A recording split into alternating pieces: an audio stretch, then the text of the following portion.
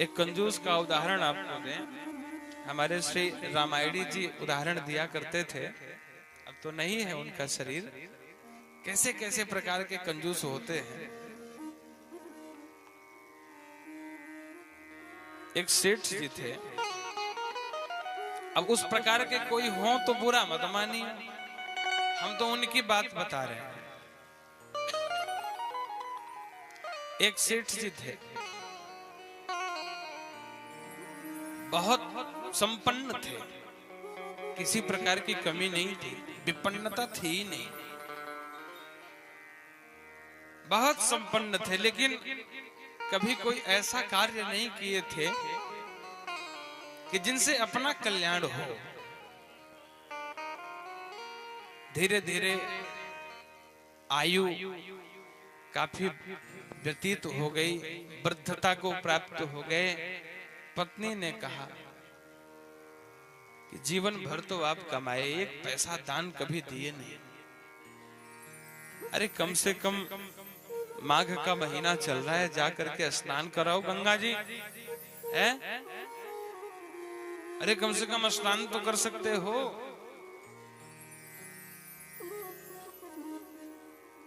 बोले कि देवी स्नान करने की बात मत करो, बड़ा झंझट है, स्नान करने जाएंगे पंडा मिल जाएंगे, कुछ देना पड़ेगा।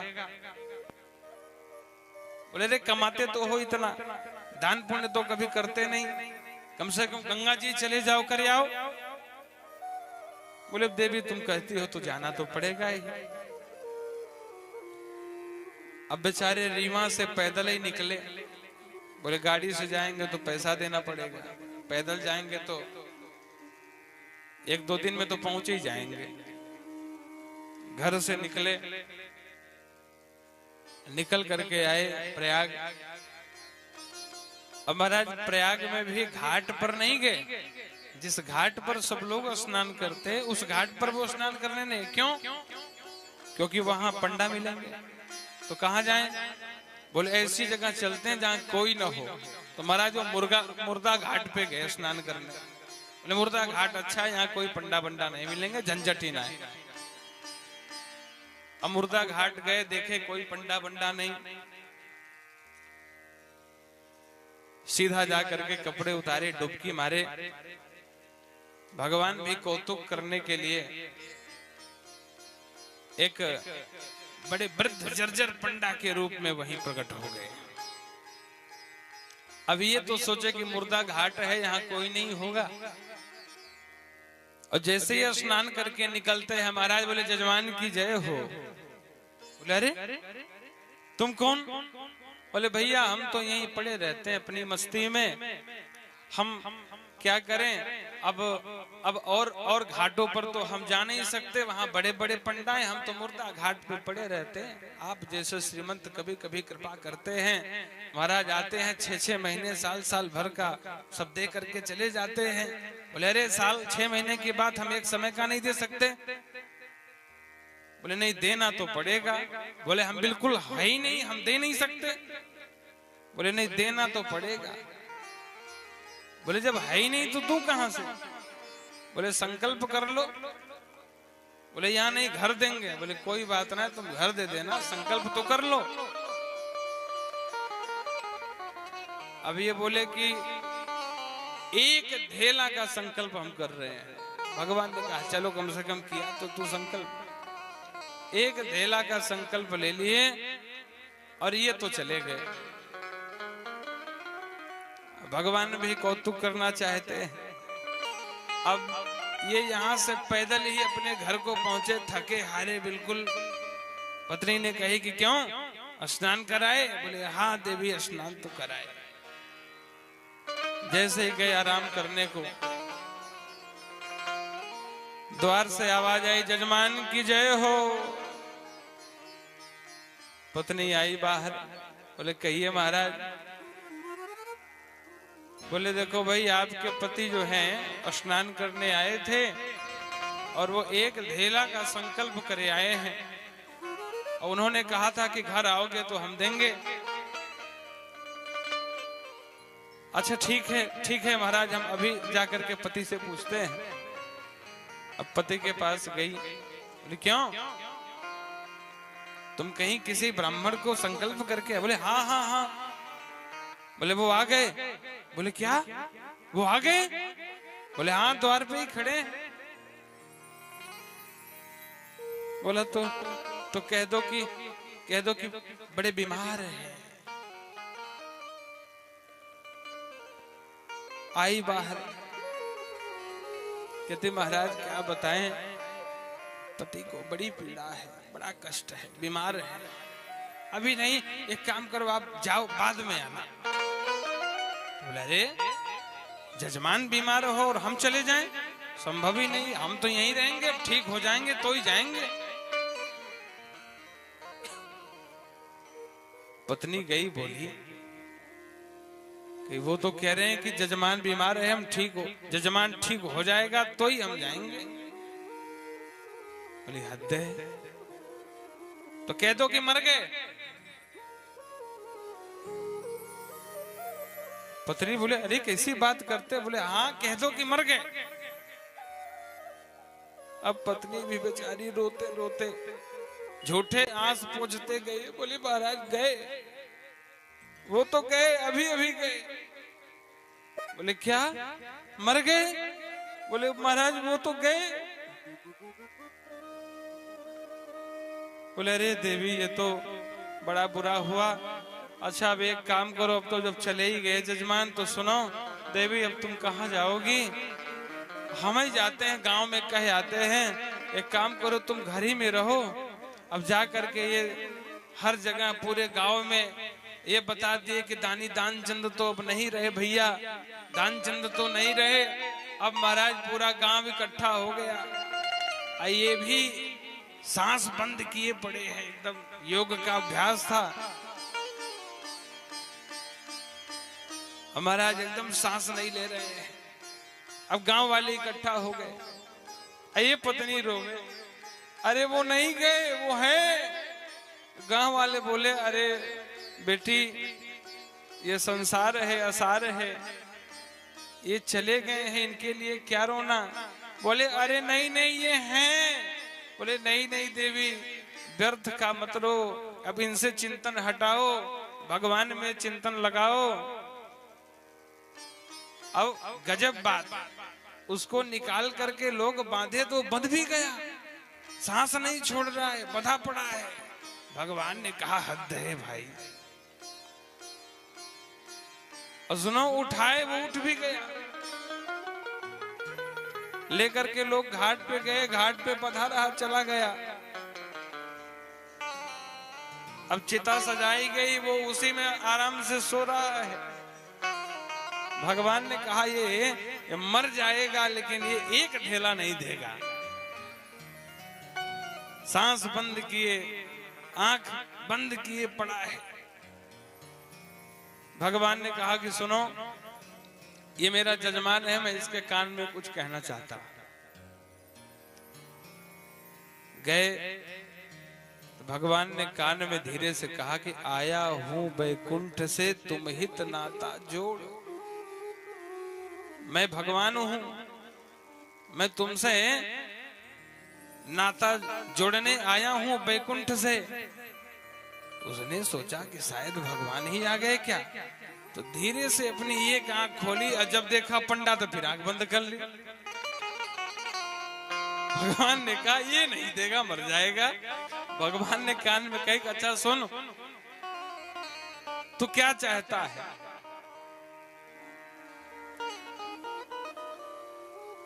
तो क्या चाहता है भाई, तो कहता है बस ढेला दीजो छोड़ो, बस वही छोड़ दो, हम यही चाहते हैं। भगवान ने कहा ये मर जाएगा लेकिन कुछ देगा नहीं।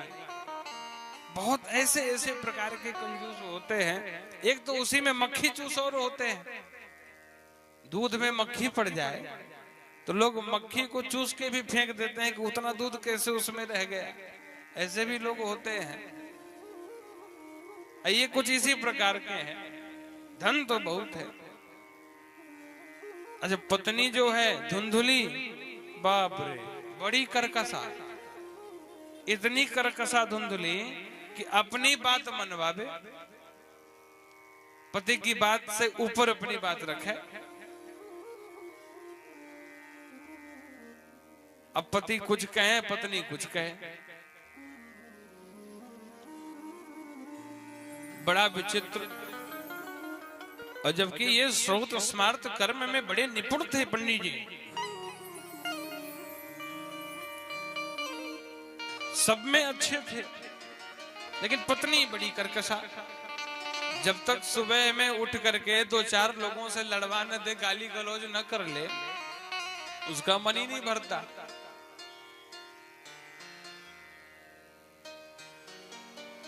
आत्मदेव पंडित जी बड़े दुखी रहते हैं, बहुत दुखी रहते हैं। मालूम है क्यों? क्योंकि आत्मदेव पंडित जी के पास धन तो बहुत है, लेकिन कोई खाने वाला नहीं है, बच्चे ही नहीं है, संतति नहीं है, संतान नहीं है, इसलिए दुखी रहते। सब छोड़ छाड़ करके वन में गए, बोले आज मैं मर जाऊंगा,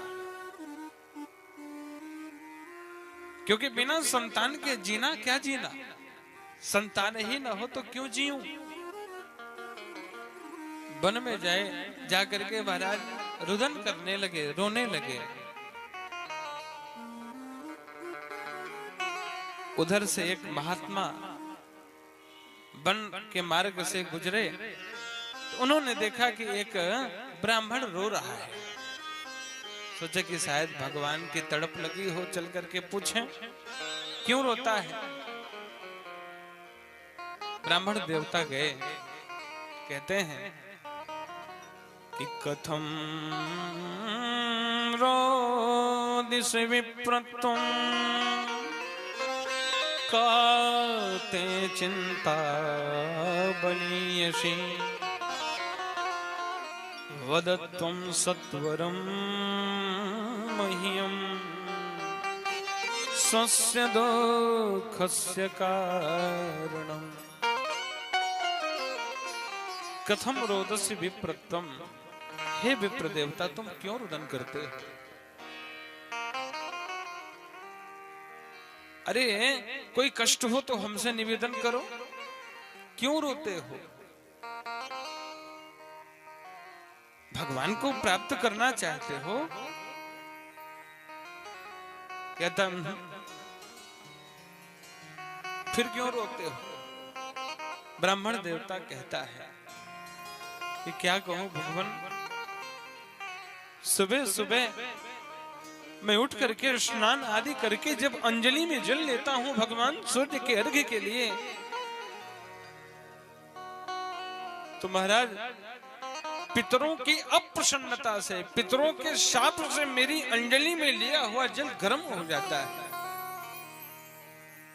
मेरे सामने आंगन में तुलसी का बिरवा है, कभी हरा भरा नहीं होता, हमेशा सूखी रहती है। गौ माता बांझ रहती है। मैं कोई भी फल लाता हूं ना, तो यत फलम मद गृहायातम, कहते हैं तच्च शीघ्रम विनश्यति। मैं जो भी फल लेकर के आता हूं वो शीघ्र ही नष्ट हो जाते हैं।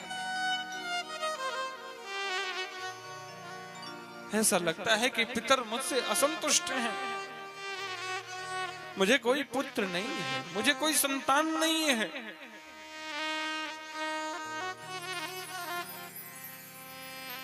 दिग्जीवितं प्रजाहीनं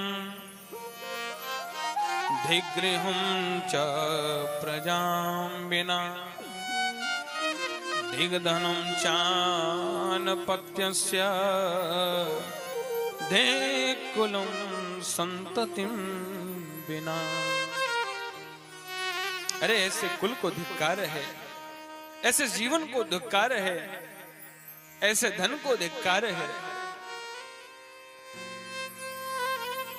जहां लड़का ही ना हो, कोई संतान ही ना हो, क्या करेंगे? और मुझे तो लगता है कि मेरा मर जाना ही अच्छा है। मैं मर जाऊं ये सबसे अच्छा है। बेटा ही नहीं तो जी करके क्या करेंगे?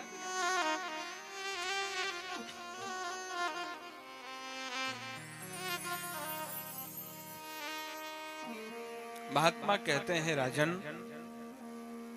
मुंचा ज्ञानं प्रजारूपं बलिष्ठा कर्मणो गतिः विवेकं तो समासाद्य त्यज संसार वासना। संसार की जो वासना वासित लोग हैं, इनको ये उपदेश देना चाहते हैं कि अरे संसार के वासियों, इसी वासना में फंस करके मत जियो कि मुझे बेटा बेटी नहीं है तो मर जाना ही ठीक है। अरे आपको बेटा नहीं है, भगवान की कृपा, भगवान को ही बेटा मान लो ना। ये मुंचा ज्ञानम, व्यर्थ की ज्ञान को, वार्ता को छोड़ो। अरे आप भजन करो, भगवान को ही बेटा मानो ना। और कहते हैं कि मैं तो तुम्हारी मस्तक की रेखा को देख रहा हूं। सप्त जन्मावधि तब पुत्रो नहीं बचा, नहीं बचा। मैं ये देख सकता हूं कि अरे तुम इस जन्म की कौन कहे, 7 जन्मों तक तुम्हारे मस्तक की रेखा पढ़ करके बता रहा हूं पुत्र नहीं है। अरे इस जन्म की कौन कहे आगे 7 जन्मों तक भी तुम्हें पुत्र होने वाला नहीं है, पुत्र नहीं होगा। अब तो महाराज एक जन्म की कौन कहे, इधर तो 7 जन्म पुत्र नहीं होने हैं, अब तो और कष्ट हो गया।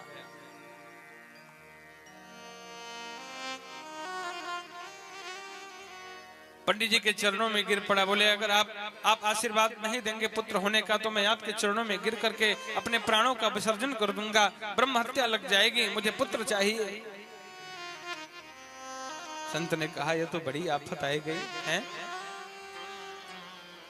तुरंत एक झोले से फल निकाल करके दिया, पंडित जी आप सुनो, इस फल को लो और ले जाकर के पत्नी को खिलाना, भगवान चाहेंगे तो जरूर आपको पुत्र होगा। पंडित जी प्रणाम करके फल को लेकर के पत्नी के पास भागते भागते गए। अरे देवी, अरे अरे सुनती हो, ये फल दिए हैं ब्राह्मण, हमारे महात्मा साधु, ये बड़ी कृपा करके फल दिए हैं, तुम खाओगी ना तो तुमको लड़का होगा। अब पत्नी धुंधली कहती है कहीं फल खाने से लड़का होवे का? अरे फल खाने से लड़का थोड़ी होता है। बड़ी चिंतित तो हो गई है भगवान, अगर फल खाने से लड़का हो जाए तब तो बड़ी आफत आ जाएगी, क्या करें। बैठे बैठे सोच रही है माथा पकड़ के, इतने में एक सखी आई। बोले क्यों, कहा सोच रही है बैठे बैठे माथा पकड़ के? हैं, कहती अरे सखी तुझे बता कहीं फल खाने से लड़का होवे का? बोले ये कौन कहता है? बोले पंडित जी का माथा फिर गया, कहते हैं फल खाएगी तो लड़का होगा। अच्छा, फल खाने के बाद 9-10 महीने तक बड़ी पवित्रता से और रहना है, ज्यादा चटर पटर नहीं खाना है, कुछ नियम धर्म और बता दिए। सखी कहती तो क्या हुआ, अच्छा खा के देख ही ले शायद हो जाए। बोली वो तो देवी ठीक है, मान लो मुझे गर्भ हो गया, यदि गर्भ हो जाए, गर्भ होने के बाद मैं चल न सकूं और घर में आग लग गई, मान लो आग लग गई तो सब लोग तो भाग जाएंगे, अकेले मैं ही मारी जाऊंगी, मैं तो फल नहीं खाऊंगी। तो कहती अरे देवी तो कहीं को चिंता करे, अरे क्या आग तुम्हारी घर में लगेगो का? अरे फल खाए ले। तो कहती वो तो ठीक है, मान लो फल खा लूं, गर्भ हो गया, मान लो कि गर्भ हो जाए और होने के बाद मैंने सुना है कि प्रसव जब होता है तो बड़ी पीड़ा होती है। गोस्वामी तुलसीदास जी कहते हैं कि प्रसव की जानी बांझ के पीरा, बांझ स्त्री को प्रसव का अनुभव नहीं होता है। वो क्या जानेगी कि प्रसव पीड़ा क्या होता है।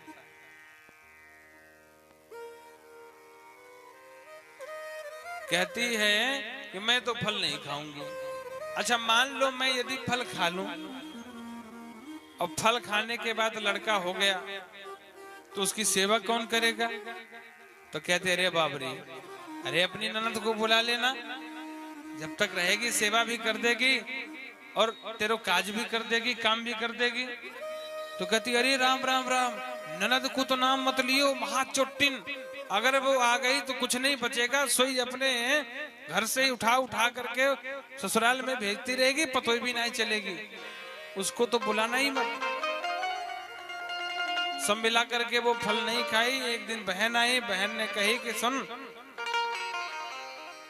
फल बल खाने से पुत्र नहीं होता है, तो देख मेरे पास धन तो है नहीं लेकिन खाने वाले बहुत हैं, और तेरे पास खाने वाले नहीं है, धन बहुत है।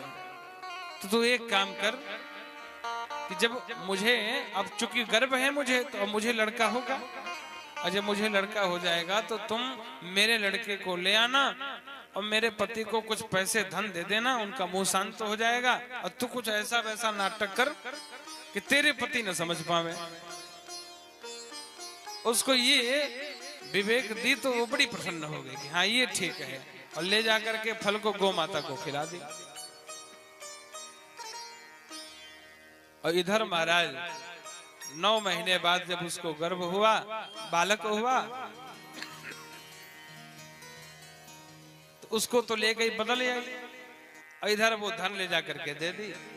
अब विचार करिए कि जो फल को गौ माता को खिलाई, 3 महीने बाद उसके भी गर्भ से बालक हो गया।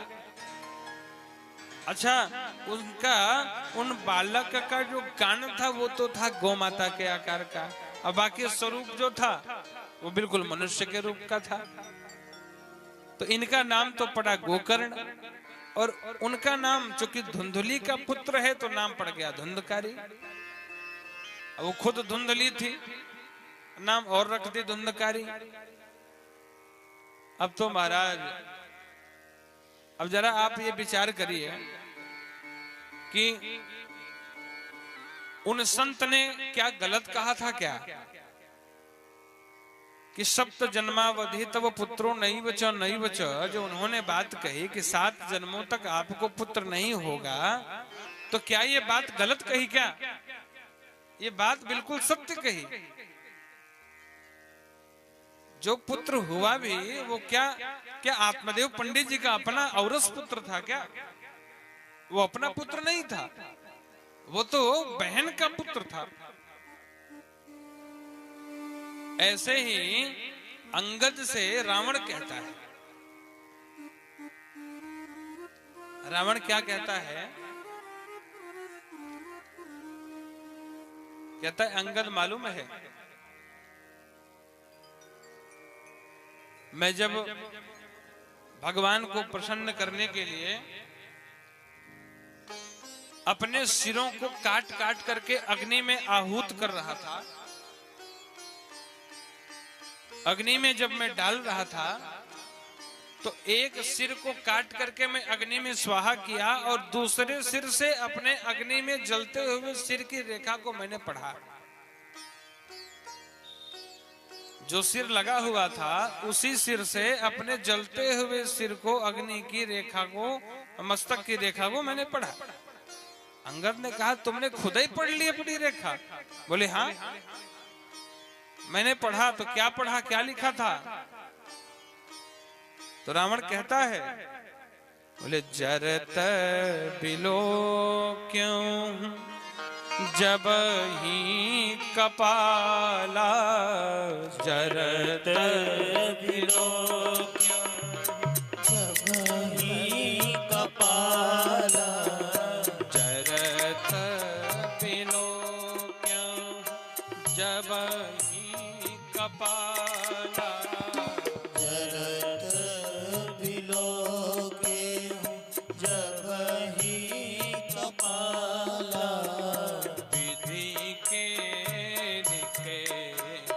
अंक निज भाला,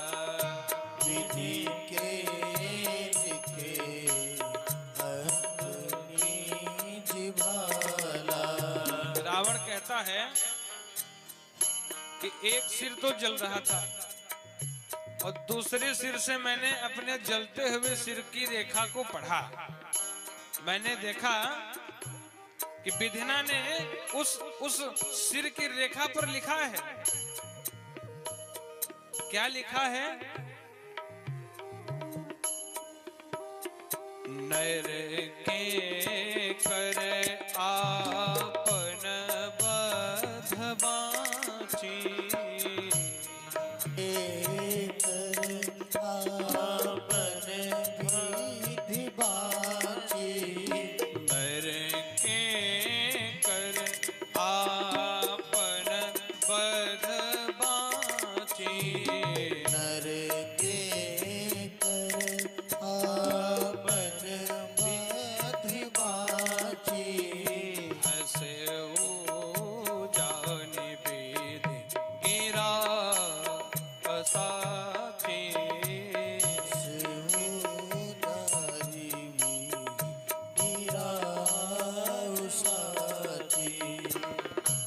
कहता है कि जब मैंने देखा ना जलते हुए सिर को, तो मेरे भाग्य में लिखा था कि कोई नर यानी मनुष्य के हाथ से तुम मरोगे।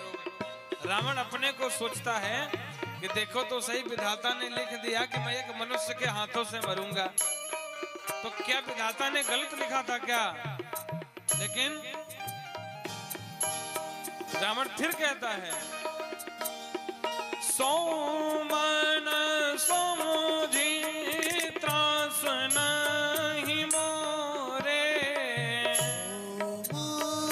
समाधि त्रास नहीं मोरे, सोमन सोझी त्रास नहीं मोरे, सोमन समाधि त्रास नहीं मोरे, लिखा बिरंची जरमति भोरे, लिखा बिरंची जरमति भोरे, लिखा बिरंची जरमति भोरे, लिखा बिरंची जरमति भोरे। रावण ने उस लिखे हुए मस्तक की रेखा को जब पढ़ा तो रावण हंसा। कहता है कि देखो तो सही, ब्रह्मा को है, ब्रह्मा की बुद्धि भी सठिया गई है, ये बिल्कुल पागल हो गए, कुछ भी लिख दे रहे हैं। जब हमारे आचार्य लोग संकल्प पढ़ते हैं, विष्णु विष्णु विष्णु श्रीमद् भगवतो महापुरुषस्य विष्णुराज्ञाः प्रवर्तमानस्य ब्राह्मणो अहनि द्वितीय परार्धे, यानी ये ब्रह्मा का दूसरा पहर चल रहा है। ये अब 50-60 के ऊपर चल रहे हैं ब्रह्मा। तो रावण ने कहा कि अब ये सठिया गए हैं, ये इनकी बुद्धि मारी गई है, कुछ भी लिख दे रहे हैं। बताओ, हम रावण, हमको कोई मनुष्य मार सकता है क्या? लेकिन मारा किससे रावण? कोई मनुष्य ने ही तो मारा रावण को, भगवान ने मारा। ऐसे ही अच्छा, व्यक्ति को विश्वास नहीं होता। कुंडली व्यक्ति रोज दिखाता है। अभी कोई अच्छा कुंडली देखने वाले ज्योतिष आ जाएं तो उनसे डेली अपने बच्चे की या अपनी कुंडली दिखवाएगा। यदि पंडित जी कह दें कि भैया देख सतर्क रहना, राहु बकरी है, केंद्र में है, थोड़ा सा सतर्क नहीं रहोगे तो हड्डी बड्डी टूटेगी, दिखवाता तो डेली है लेकिन विश्वास नहीं करता, और बाद में टूटती है, बाद में होता है, लेकिन विश्वास पहले नहीं करता। ऐसे ही पंडित जी ने पहले ही कहा था कि तुम्हारे भाग्य में पुत्र है ही नहीं, लेकिन ये माने नहीं। तो क्या पंडित जी को अपना खुद का पुत्र था क्या? अपना पुत्र नहीं था, वो तो गाय का पुत्र था, वो बहन का पुत्र था। बाद में महाराज धुंधकारी इतना दुष्ट हुआ, इतना दुष्ट हुआ। सब लोग कथा जानते हैं ये धुंधकारी का, गोकर्णोपाख्यान तो सबको पता है। माता जी को पीटता, पिताजी को पीटता, पिता बड़े दुखी हो गए। रोने लगे। गोकर्ण जी आकर के उपदेश दिए कि अब इसको छोड़ो, अब इनके चक्कर में मत पड़ो। बोले पिताजी तुम रोते क्यों हो, पहले ये बताओ। बोले बेटे क्या करूं, पहले तो मैं इसलिए रोता था कि मुझे पुत्र नहीं है, लेकिन आज इसलिए रोना पड़ता है कि मुझे पुत्र क्यों है। इससे अच्छा तो मैं बिना पुत्र का ही था, कम से कम पुत्र न होता तो ये दिन तो न देखता। पंडित जी पहले ही कहे कि क्या करोगे पुत्र लेकर के। बोले अब तुम बताओ मेरे कल्याण का मार्ग क्या है। कहते कुछ नहीं, अब तो अधोक्षज की भक्ति करो, जाओ वन में निकल जाओ। पिताजी अब आप जाकर के भक्ति करो भगवान की। जाते हैं और जाकर के मधुर वन वृंदावन में आकर के दसमों स्कंद का आश्रय लेते हैं और अपना कल्याण कर लेते हैं। इधर पत्नी धुंधली अकेले पड़ जाती है, धंधकारी बड़ा पीटता है। एक दिन माता जी कुएं में गिर जाती है, मर जाती है। जब माता पिता रहे नहीं तो गोकर्ण जी भी चले गए तीर्थाटन करने, और इधर ये अब तो वेश्याओं का संग करता था। बाहर अब 5-5 वेश्याओं को घर में ही ला करके रख लिया। एक दिन राजा के यहाँ से चोरी करके आया। वेश्याओं ने जब सुना कि ये तो राजा के यहाँ का माल चुरा करके लाया है, वेश्याएं डर गईं। समझ गए कि यदि राजा खोजबीन करवाएगा, पता चलेगा कि ये चुरा करके लाया है, तो शायद हम सब भी पकड़ी जाएंगी, मारी जाएंगी। तो क्या करें। बोले ऐसा है, सोते सोते इसको मार देती हैं और धन लेकर के चंपत हो जाती है। धंधकारी सोया तो महाराज गला घोट घोट करके मारने लगी। नहीं मरा तो जलते हुए अंगारे को ला करके मुख में डाल डाल करके मार डाली, और वहीं खोद करके जमीन को और उसी के अंदर गाड़ करके धन लेकर के भग गई। बाद में वही धंधकारी भयंकर प्रेत बना, भयंकर प्रेत बना। गोकर्ण जी आते हैं, श्रीमद् भागवत की कथा होती है। सब अनुपम नगरवासी भगवान की मंगलमयी कथा का पान करते हैं। धुंधकारी को बांस में बिठाया जाता है, क्योंकि प्रेत का जो रूप होता है, स्वरूप होता है, वो वायु के रूप में होता है। वायु का आहार करते हैं और वायु के रूप में ही रहते हैं। वो खुले में नहीं रह सकते हैं, या तो किसी का शरीर प्राप्त करेंगे और या तो फिर किसी वृक्ष में निवास करेंगे। तो बांस को कटवा करके लाया गया। 7 ग्रंथियां थीं। एक एक दिन की कथा में एक एक ग्रंथियां फटती चली गईं, और 7 दिन की कथा में 7 ग्रंथियां फट जाती हैं। धुंधकारी के लिए महाराज भगवान के पार्षद विमान लेकर के आते हैं। धुंधकारी शरीर विमान से वैकुंठ को प्राप्त होता है। और ये सब लोगों ने, सब अनुपम नगरवासियों ने देखा कि विमान आया। सबने कहा कि भैया हम ये जानना चाहते हैं कि कथा तो सबने सुनी, लेकिन अकेले धुंधकारी के लिए विमान आया, ये कुछ बात पची नहीं।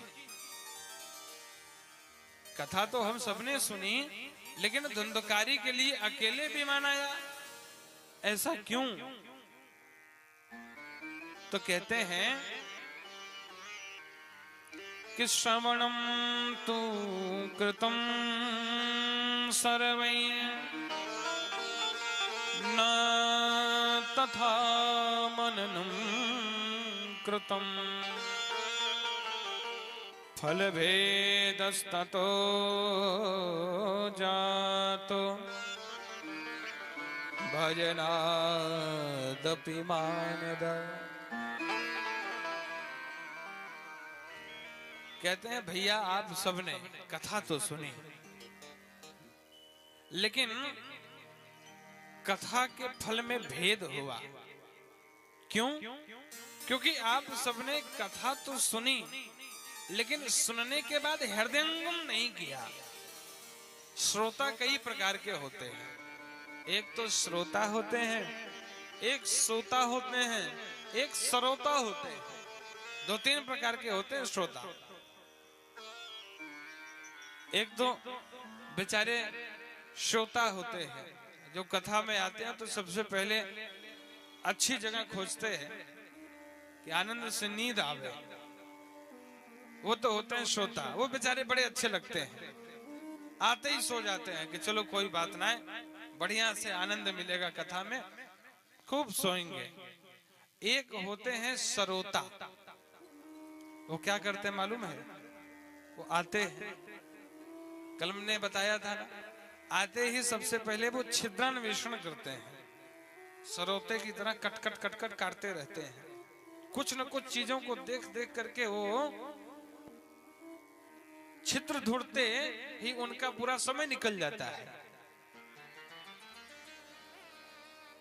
और एक तीसरे नंबर वाले जो है ना, उनको कहते हैं श्रोता। वो बड़े अच्छे होते हैं। श्रोता जो होते हैं वो एक कान से सुनते हैं और हृदयंगम करते हैं। एक मूर्तिकार ने दो बड़ी अच्छी मूर्ति बनाई, दोनों मूर्ति वशिष्ठ जी की बनाई, और उन मूर्तियों में बड़ा अंतर था, लेकिन दोनों मूर्ति दो दाम की थी। अंतर यही था कि मूर्तियां दो थी, एक ही मूर्ति थी वशिष्ठ जी की, लेकिन उसमें दो अंतर था।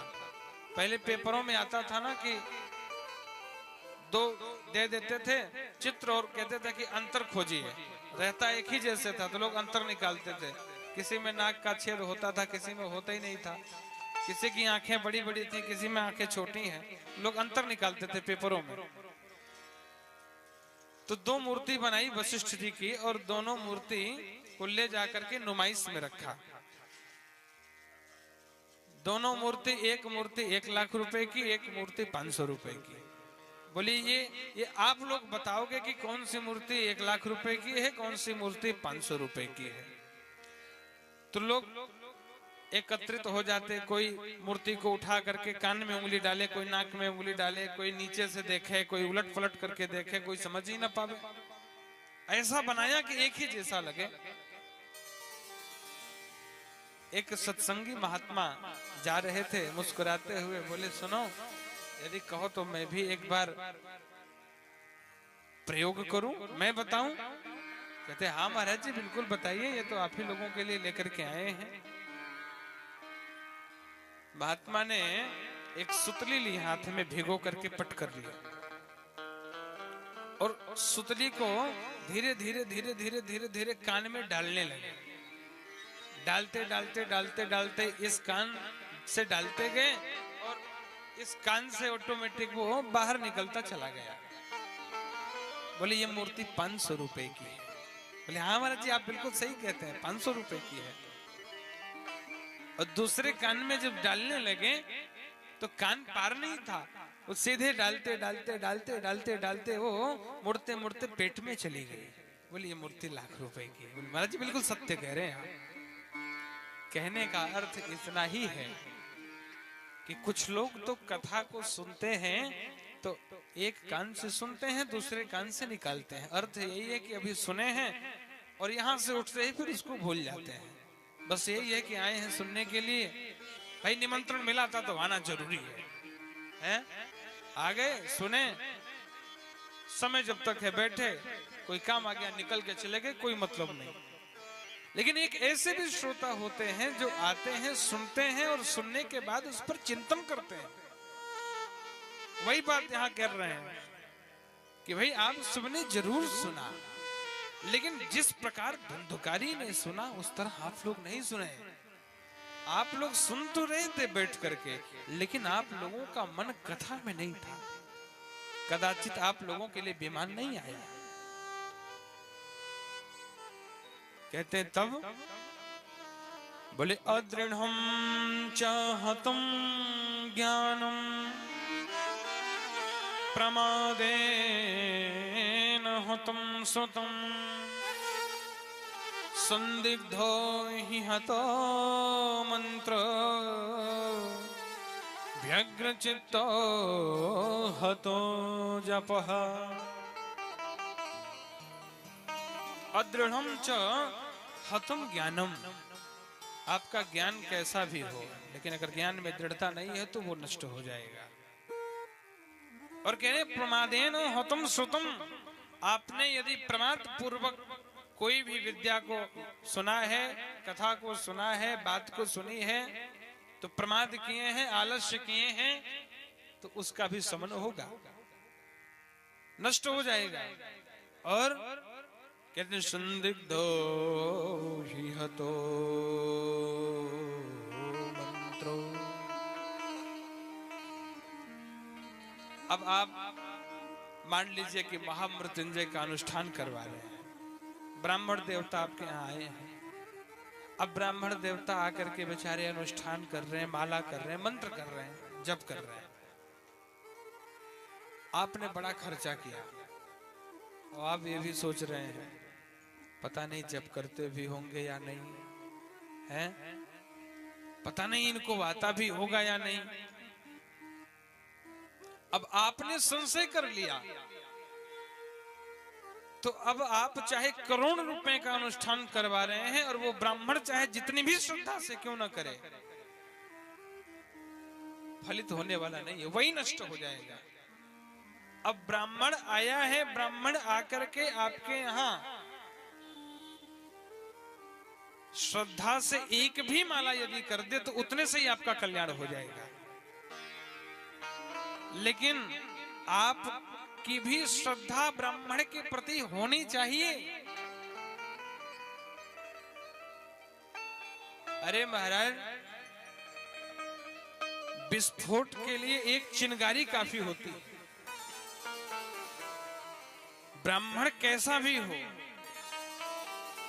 उसके अंदर भले ही तेज नहीं है, निस्तेज ब्राह्मण हो, भले ही गायत्री न करता हो, संध्या न करता हो, यज्ञ हवन आहुति कुछ न देता हो, लेकिन है तो ब्राह्मण का बालक ना। अगर ब्राह्मण आया है, ब्राह्मण अपने द्वारा कुछ भी आपके लिए मन से कर दे तो आपका कल्याण निश्चित है, होगा। लेकिन यदि आपकी ब्राह्मण के प्रति श्रद्धा ही नहीं है तो आप चाहे जितना भी करवाते रहो, कुछ नहीं होने वाला।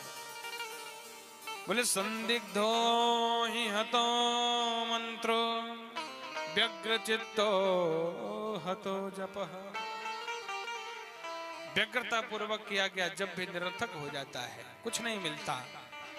फिर से अनुष्ठान किया गया, सब ब्राह्मण फिर से अनुष्ठान किए, फिर से कथा भई अनुपम नगर में। अब तो महाराज जैसे ही कथा भई और कथा के विश्राम होते ही 7वें दिन सब के लिए विमान आया, सब नाच गए महाराज भगवान के नामों को ले लेकर के। अब तो महाराज खूब नृत्य होने लगा, भगवान खुद आते हैं और आकर के गोकर्ण जी को हृदय से लगाते हैं।